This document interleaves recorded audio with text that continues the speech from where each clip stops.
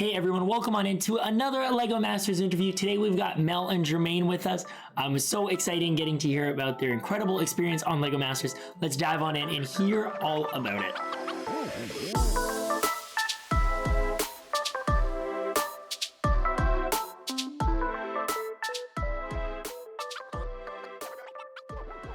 Folks, say hello to Mel and Jermaine. You got Jermaine on the top, Mel on the bottom.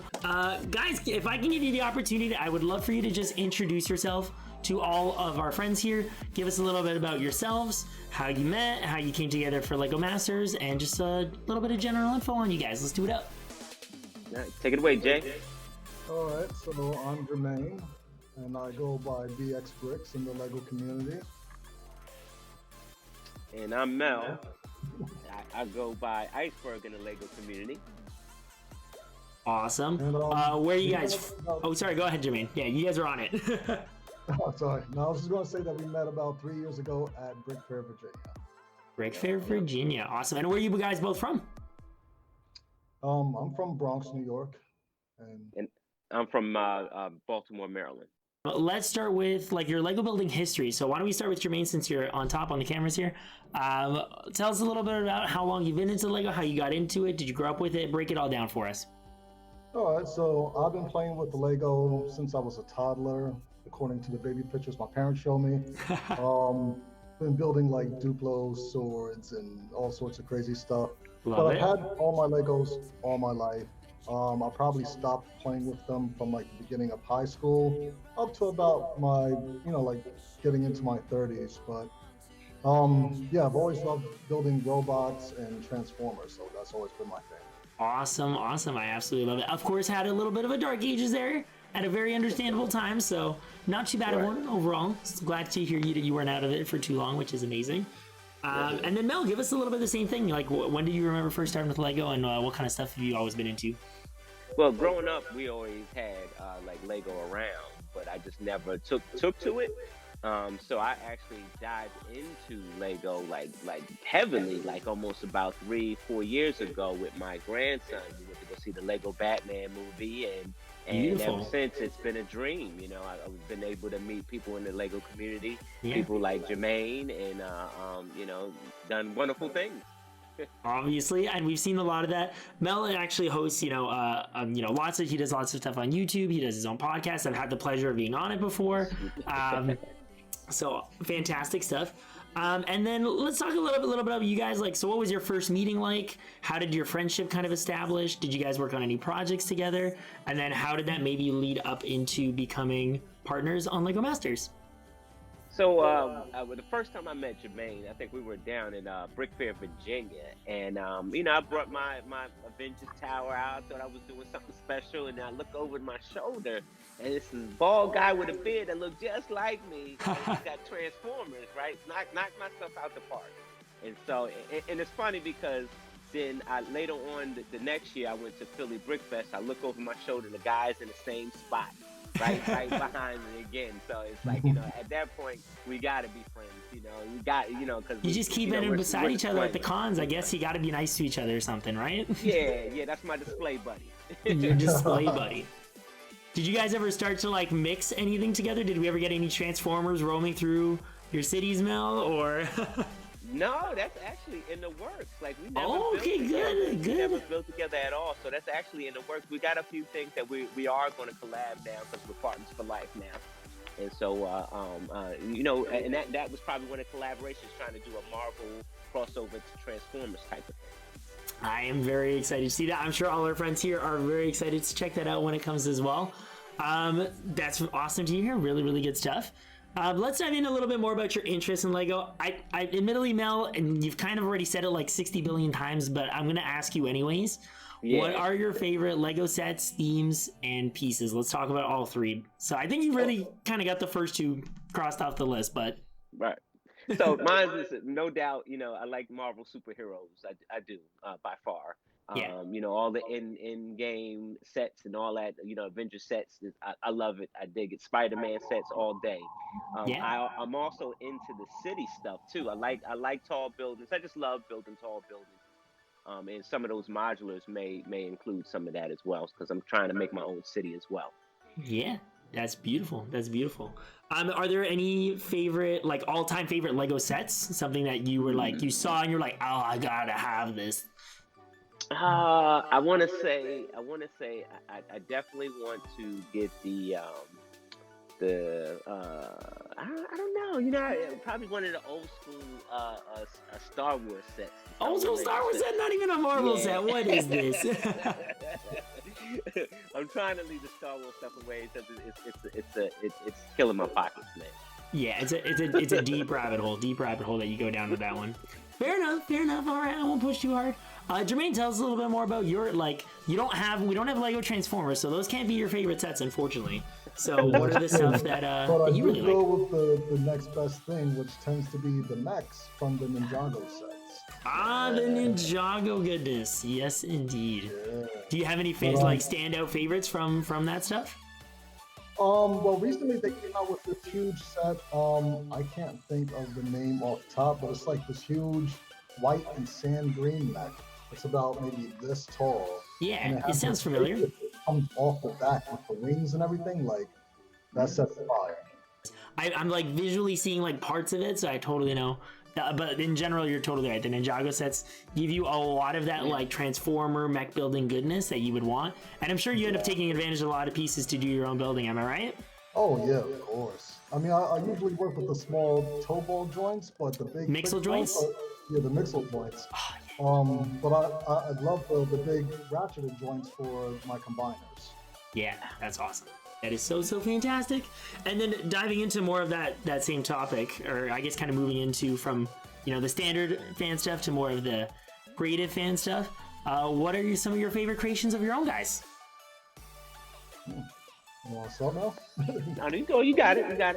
All right, well, I mean, of course, I love, Transformers, but I think that my favorite one so far would be the Piranacon Combiner. The Piranacon Combiner. Tell us a little bit more about that. I'll make sure pictures are showing, but... Okay, so the Piranacons, they're part of the evil side, the Decepticons, and they're these sea creatures which are colored in like these Easter pinks and blues, and there's like sharks, fish, and lobsters. Now, they each turn into their own individual robot, but then there's 6 of them that combine into one giant robot, similar to like Voltron and Power Rangers. Yeah. And they use the 6th member as like a blaster. Cool. That is awesome. So you've done a creation of basically all 6 of those and done it in a way that they can all combine together. I didn't know that. Indeed. Oh man, this better all be on Instagram, right? Oh yeah, it's all okay, on good. Instagram and YouTube by now. Perfect. Mel, what about yourself? What is your favorite creation of your own? My favorite creation had to be the new Avengers Tower from the PS4 Spider-Man game. I think that I spent the most time in developing that, and right now I haven't seen anything like it. Yeah, so it's my favorite. It's your favorite. What makes the Spider-Man version of the Avengers Tower stand out from over like the one that we get to see in the movies and such? Yeah, it's actually the total shape. Okay. It actually looks more like a downtown New York City building. Gotcha. But you still have the helicopter pad, but it's not as distinctive as the original. Fair enough. Yeah. Very, very cool. I love it. All right, really good getting to know a little bit more about our amazing guests here. And let's dive in though and start to learn, because I think that some people might be a little bit curious about your Lego Masters experience and your time on the show and stuff like that. So how did your partnership come together for the show? Was it that maybe one of you was reached out to you and you had immediately thought, oh, I definitely got to hit up Jermaine, or I definitely got to hit up Mel, and we got to do this together? Or how did that kind of come together?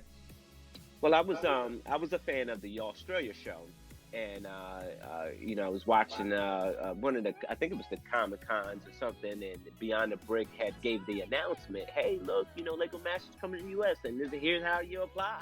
Yeah. And so I applied, and I realized that, in part of the process, like on the online process, you have to have a partner. Gotcha. I automatically called Jermaine and said, look, man, I want to do this show. This is what it's about. I need you as my dance partner. What's up? What's up? We got to do it. And Jermaine, how did you feel about that when he first hit you up with that idea? I was automatically sold on it because I have heard of the show and I've been watching little clips here and there on YouTube. So to know that they were bringing it to the US, It was like this is a huge opportunity. So Yeah. yeah, we got to jump on it as soon as possible. Awesome. So I'm glad. That's awesome. You're just like right on top of it right away.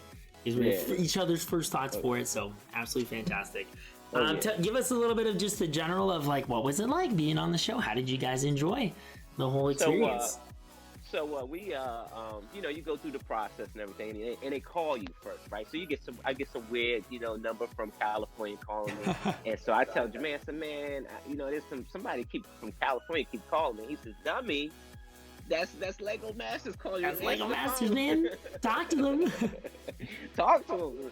So I picked up the phone. It's a lot of, you know, like on air, like Skyping and stuff like that, because they're trying to get to know you. So that alone, I would probably have been happy with, like, because it's like, man, that ain't never ever happened to me. Just feeling a little bit of that celebrity thing, people calling on you, trying to reach out to you, make things happen. Yeah, absolutely. So then, you know, the audition process was very, very like exciting. I think so. You know, I think it was very exciting. How'd you feel, Jermaine? Yeah, it was just really fast paced. Like you do this call, and then the next day they're like, all right, well, this is going to be the next step, and it was just a constant process to where you didn't know if this was real or not, and it was just happening too fast to really absorb, honestly. A lot going on for sure. And then when it finally came to the time that you guys started to get to be on the show, just how did everything feel? Did it feel surreal? Was it everything you had hoped for? How did what was it like being on a live, you know, televised Lego building competition? So we're driving to the set, and this is before they started the production, right? And so we're driving in the van. And matter of fact, I think it was during they did our hero shots or whatever, like, you know, our little montage and stuff like that. And I look over to Jermaine, and he's looking at me like, what? I said, dude, do you realize we get to wake up every day in sunny California and play with Lego, and we get paid for it? Kind of the coolest thing ever. I said, who would have thought of it? You know, I'm like, who would have thought of it? Who would have thought of that? If you would have told me that 5 years ago, I'd have smacked you in the face like, get out of here. Would have sounded totally crazy.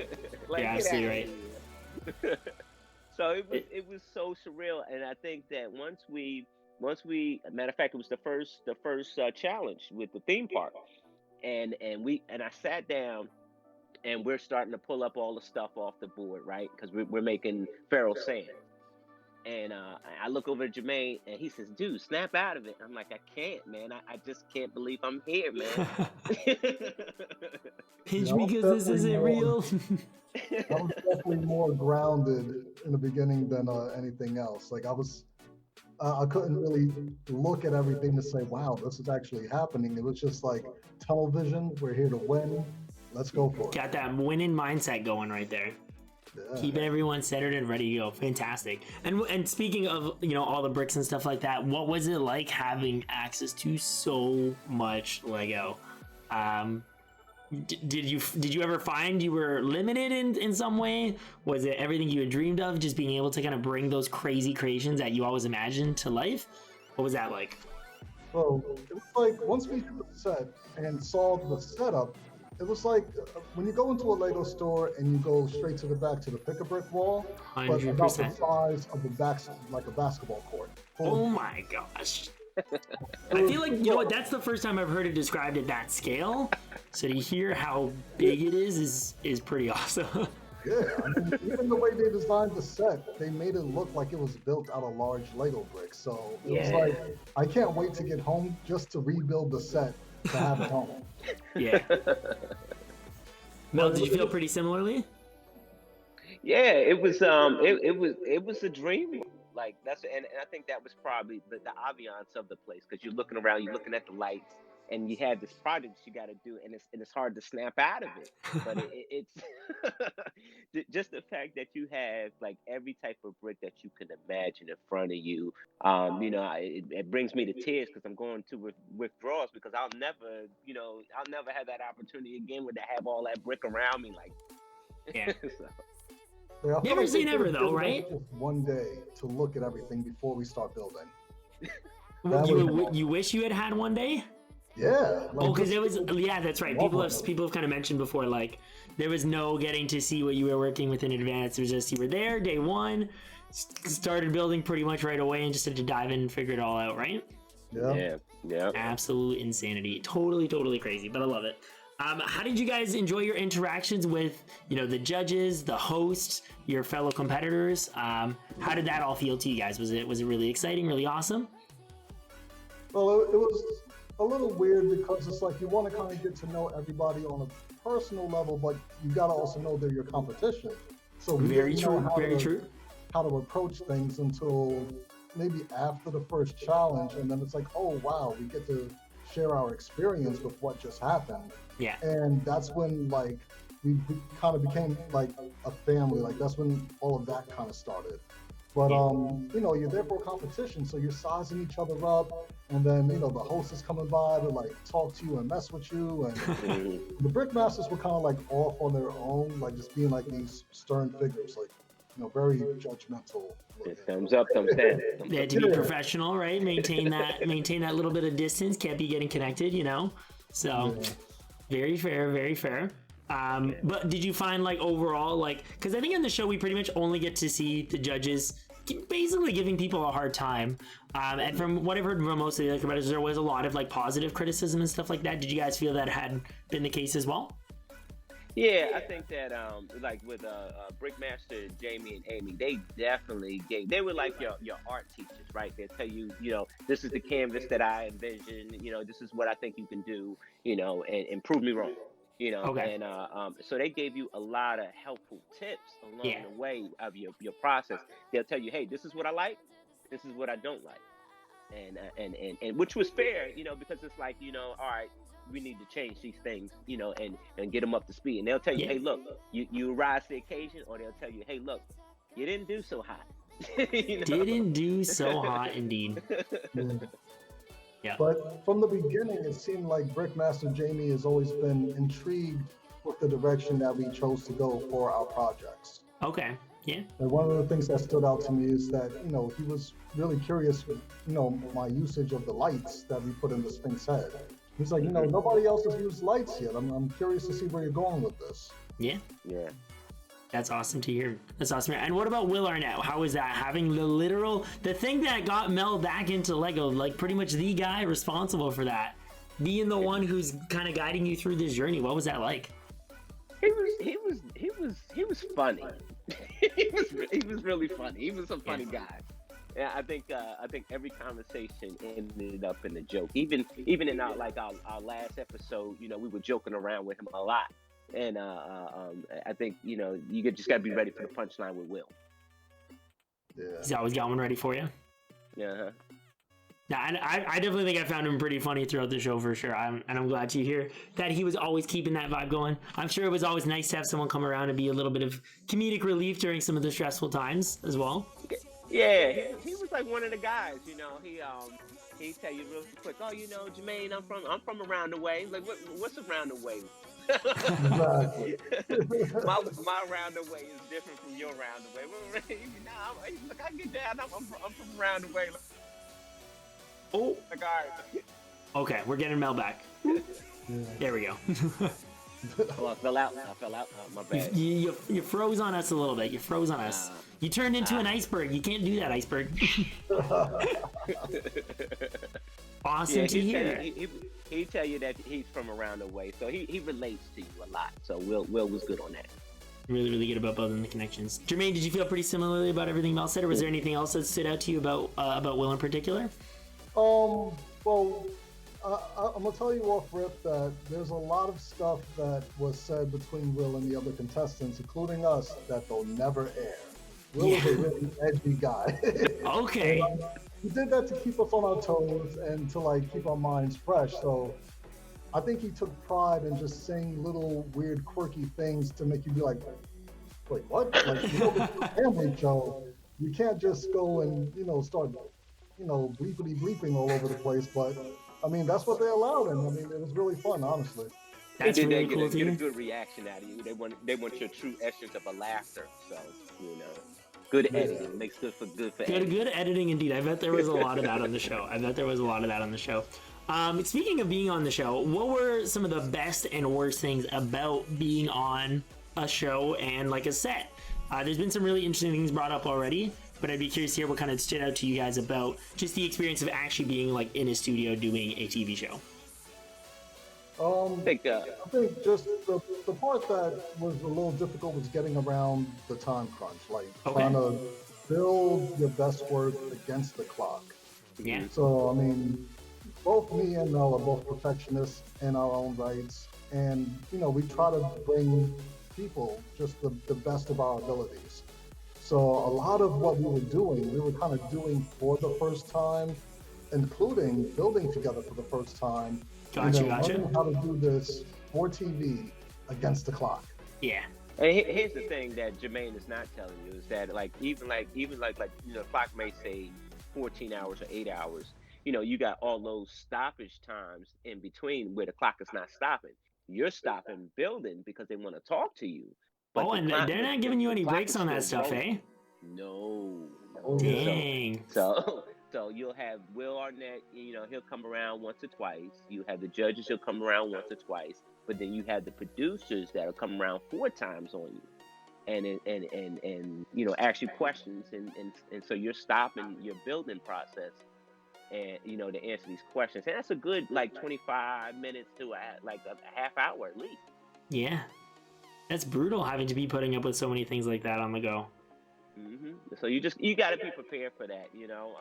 And I mean, I can't say be prepared or plan for it because you can never plan for that. But you just got to have tough skin on it. Keep it in your mind. Make sure you know that you're going to be losing some time out on doing all these little show things that you know, nobody comes to your home and asks you questions while you're working on your mocks, right? So. Right. And they also they like to, I guess the word might be like antagonize a little bit. So like if there's a moment where you're building something you guys don't see, you know, like eye to eye, they'll try to exploit that. How do you feel about this? Or, you know, like they just said this about you, like, you know, how are you going to react? Wow, so it's like, pushing the envelope there, really trying to get some heads to butt. It was so bad, Nick, that I had to tell Jermaine, I said, look, we need a code word like blue or something. Something ain't right. But, you know, if it ain't right to say blue, because every time you say there's a problem, there's a camera over here. And they all, and we have to stop and say, all right, you stop and you stop. Get behind the table and let's talk. Like, we don't have time to be talking. That is crazy. Well, hey, Yeah. I definitely think there's some good tips. I'm writing these down for my future appearance on some version of Lego Masters. Code words. Be ready for those distractions from the judges and producers. Nosebleed. Nosebleed is the code word. Nosebleed. Things are getting intense. High altitudes. I'm glad you actually already talked about one of my next questions, which is going to be time limits. Obviously, honestly, I feel like I can relate a lot on the perfectionist thing. And my community will tell you that I'm very, very into kind of perfecting things. I don't like rushing to a result just for the sake of time. You know, I have no problem backtracking 2-3 hours of my work just to make one little change and stuff. So I can totally relate on what it must have felt like to not have that opportunity and that time to just get to the result that you really, really want. Was there, and I mean, like, obviously, you know, you guys had faced a big barrier with your with the last episode. That's unfortunately ultimately the one that led to your removal from Lego Masters, which is super unfortunate. Were there any, I think we had seen it kind of the previous episode too, but were there any other instances where you had felt like the time had just cut you off from accomplishing something really in particular that you've been like maybe looking forward to was going to be a big feature?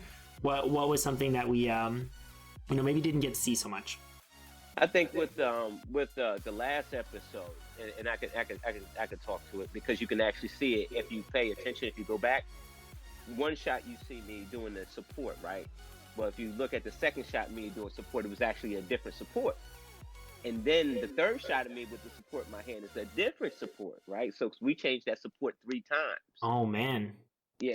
So there was a lot of rejigging of things there. That's the reason why we fell behind, and it's because we had, you know, he knew, you know, Jermaine knew he had to get it right, and he had to make sure that I get it right, and you know, because if we didn't get this thing right, it wasn't no sense of going any forward, you know, any further, and that was our you know, that was our mistake for being perfectionist, you know, instead of just slapping something up there, you know, we had to get it right. Yeah, we kind of over strategized for that one, like trying to find different techniques to have the strongest supports when, I mean, ultimately we had a good concept and we had to just, like you said, just slap something up there to get it done. And it just didn't work out, unfortunately, this time around. But see, and it's always cool hearing about those things that we just don't get to see. Like knowing that you've even gone through that many iterations is definitely really crazy to hear, because it's just not something you got to see. And you know, a lot of times we're left wondering, like, how did these guys not make this happen, right? Because we only get to see those little tidbits. But now it's good to have a little bit more understanding for kind of what did indeed take place. It was a crapshoot, Nick, because it was like, you know, we only had like 7 hours. Yeah, it was a short challenge for sure. Yeah, and actually, someone had asked, and just kind of tying into this, were most challenges done in a single day or most spread out? Was it a mix? How did generally the time kind of play out? Because we obviously see it all in one quick episode, but there are substantial time periods taking place here. So was it a lot of times just one really long day on set, or was it more so broken up that we didn't really get to see? Most of the time, it was broken up amongst like maybe multiple days. So the average episode might take about 2 to 3 days to shoot. And like for episode, I think it was episode 5, like that day we had to finish up episode 4 and then we jumped straight to 5. Oh, wow. I mean, there might be times where we finish an episode and they're about to do the judging, and then it's like, all right, well, you guys are off for the weekend, and then we're just like stuck racking our brains, like, oh my God, what are they going to think once they judge? Right. You know? Oh, crazy! Many different ways that time plays out. And I'm telling you, that day we did 4 into 5. I was still mad about 4, and I was still fuming. He was like, dude, you gotta let that go. You gotta let it go. You gotta let it go. And I was just caught in a bad stink, you know. Yeah. That's brutal. Being put back to back like that. So I had no idea that even actually took place. It's the first that we're hearing about that. So thank you for sharing a little bit more of that stuff there. Crazy. Episode 6, like halfway through the episode, you know, we have to have like a lunch break or whatever. During that lunch break, I had gotten like a call about one of my family members being hospitalized. So that also kind of took my head out the game a little bit, but you know, trying to continue to get everything done. So yeah, because ultimately you're still balancing what's happening in your real life with what you're doing on the show. So yeah. Crazy stuff. Well, I hope everything's okay with your family there, whatever it may have been. And I'm just honestly, I'm just thankful we still got to see you guys doing so much awesome stuff on the show, because you guys really did fantastic. So thank you, man. Thank you. Let's dive into a couple more things. I had definitely gotten a very good taste of this all throughout the, talking to all the various competitors and stuff like that.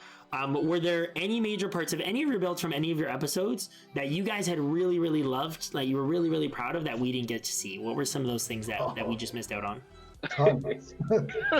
Start listing some off. I want to hear them. So my favorite part was it didn't really have nothing to do with me. Jermaine made this Lego shaped building in the Mega City Challenge, right? And what you didn't get to see, Nick, was that inside of that building was a moving waterfall that was powered up by power functions, and it was lit up. It had lights in it. What? True story. Okay, go ahead. Nick, the challenge producers love that building. All the producers love that building, but in that 1 hour episode, you didn't get to see it. Crazy the things they choose to cut out on us. We were in the bottom. It's infuriating. that was my favorite. Because Nick, I ain't never seen, and I've been in Lego for such a short time, but I ain't never seen nothing like that. Yeah. Come on, crazy guys, stuff. Stop it. Seriously, I'm sure I'll be saying the same thing once I see it. So, take all the credit, Jermaine. Take all the credit, okay? All right, fine. Hey, Jermaine, was there any other than this incredible indoor waterfall with lights? Was there anything else that stood out to you that, like, even from maybe some of the early episodes that we didn't get to see? Well, like they didn't really get to show off the motions that we had in Pharaoh Sands. We had a merry-go-round and a treetop spinner that spun, and they didn't really highlight that. We had hidden Easter eggs all over that build. In episode 2 with Legor, when we were presenting Legor to the Brickmasters, I was going to do the presentation. Iceberg technically interrupts me and says, no, you got to do it like this. Legor, And the Brickmasters fell out. They loved it so much that they asked us to reshoot it. And I had a moving mouth for Legor that you would use like two little things here to make his mouth go up and Oh down. man, That yeah. I would do like a puppeteering thing while And Vice I had to make the President. voice. Exactly. But in the show, they just show me going Legor. So they don't show any of the funny and cool stuff, none of the mechanical stuff happening. And let's see, for episode 3, Robbie the Octopus, I mean, I think they pretty much showed everything with that. It's good. It's good to hear. Sometimes we got to see what we were supposed to. Yeah. Episode 4, for the movie mashup, we had a whole, like a car chase type of thing going on inside the city, to where it ended up being like we had nannies chasing radioactive milk bottles. But there was a mechanical motion where there was two things chasing each other around the city. They never showed that. Crazy. We had a plug-and-play feature with the big baby, Yeah. to where when you plug in the pacifier, the eyes glue red. They never show that. So many little we things. missed a lot. Yeah, we missed a lot. Well, hopefully you guys can send me pictures and stuff of that, so everybody can get to see it now. Thank you guys for sharing that awesome stuff. And I look forward to seeing all those amazing things myself soon. So awesome. Let's dive in and just talk about your whole experience, guys. What was your biggest takeaway from being on the show? If someone asked you what was the coolest thing about being on Lego Masters, what would the first thing that come to your mind be? For me, it would be family, because, like I said, us, like all the contestants, we instantly became one family, brothers and sisters. I mean, like, we have so much love for each other now. Yeah. That, I mean, like, the Lego community itself is all very supportive and loving. But, that's the only experience that all 20 of us could say that we've shared together, that we were like in and day out, all the struggles, the drama and everything that happened behind the scenes that you guys never see. Like, that was the experience that I will always take away and carry with me. That's awesome. Yeah. What about you, Mel? To me, I think it's a lot with the friendship, not the piggyback, but I think it's the friendship between me and Jermaine, because of this piece of plastic, right? And so, like, we went on this amazing journey that, like I said, we got to wake up to sunny California every morning to play with Lego and get paid for it. Just because we believe in a dream in this plastic, right? Yep. And so, as simple as that is, it formed a lifelong bond between two guys. Yeah. Between me and Jermaine, and I think that's what I take away best from. Just the connections that you built. It's like two Lego pieces coming together. They fit together so beautifully, right? Yep, nothing but love, man. Nothing but love, indeed. Nothing but love. Awesome, guys. I do want to ask if you would have maybe any advice from anyone who would be potentially interested in being on Lego Masters. If there was something you had to throw at someone when they say, "Hey, I want to apply to be on Lego Masters," and next year, hopefully, if a season 2 comes around, what kind of advice might you throw at someone? I think that like the title that went out, the America's Best Builders. I honestly, that's a sales pitch. I know that wasn't America's Best Builders inside of the U.S. or even North America alone. I know that's not, because I have friends that are better builders than myself, that are better builders than that guy right there, Jermaine, that are better builders than the people that were on that stage. Yeah. You at home are the better builder, right? So, what you need to do is make yourself marketable for TV. It's not a Lego show. It's a TV show that happened to be about Lego. There you go. Okay. Reality TV ain't real. So you have to make yourself a very personable person, like my friend Nick. You got to be, put on a smile. You got to talk. So, make some friends. Go out there, make some friends. Go out, be sociable and everything. And then come back, because you already got the Lego craft, because you're the best, remember? So, make those friends, be personable, and market yourselves so you can be on that show and live your dream. Yeah. Awesome. Jermaine, would you support on that? Would there be anything else you might throw in there? Well, yeah, I mean, like you said, just keep in mind, you're there to pretty much have fun. It's the producers and the director's job to know your skill set and whatever story they plan on painting out for you. So don't get too much caught up on the fact that there's $100,000 on the line, or you know, things don't really seem the way that you thought they were going to be once you get there, whatever the case is. The point is, have fun and just go and, you know, put your best foot forward, honestly. Just make sure you're enjoying the experience too. Don't forget that it is, you know, Lego. The reason we all love Lego so much is because of how much fun it is, right? So to lose sight of that would kind of defeat the whole point of even being on the show, right? Thank you so much, guys, for joining us. It is really, really appreciated. Did you guys have any last thoughts? Anything else you'd want to throw out there before we wrap things up here? I just want to thank everybody for their support, for rooting for us throughout the show. You know, we definitely did our best to represent what Lego means to us personally and what it means to the community. So, I mean, I just want to thank you guys for being a part of the ride. Indeed. Well said, my friend. Well said. Awesome, guys. Well, Jermaine, Mel, thank you guys both so much for joining us here. Really, really appreciate your time. We're just going to do a quick wave off to everyone here. Take it easy, guys. We will catch you a little bit later.